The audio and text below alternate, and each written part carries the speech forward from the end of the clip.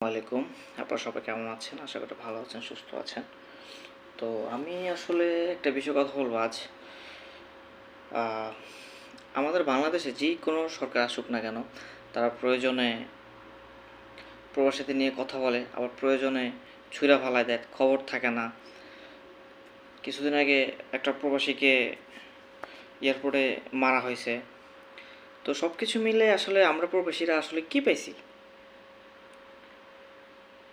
বলেন। আমরা যারা প্রবাসীরা আছি, তারা কি পেয়েছি?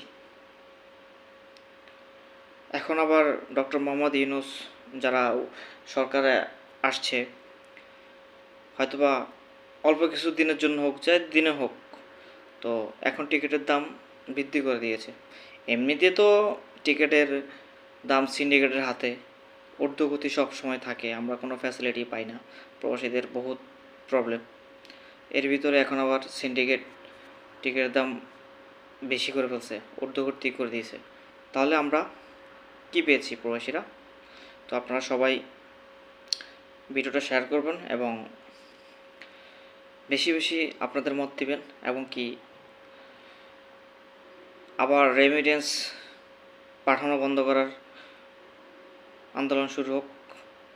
আমাদের যতদিন পর্যন্ত আমাদের প্রবাসীরা ভালো একটা কিছু না হয়, প্রবাসীদের অধিকার, প্রবাসীদের এয়ারপোর্টে হেনস্থা যেন না হয়, সব কিছু মিলে আপনারা সবাই কথাগুলো শুনবেন এবং নিজ দায়িত্ব হিসেবে, প্রবাসী হিসাবে আপনাদের মতটা শেয়ার করবেন। আসসালামু আলাইকুম।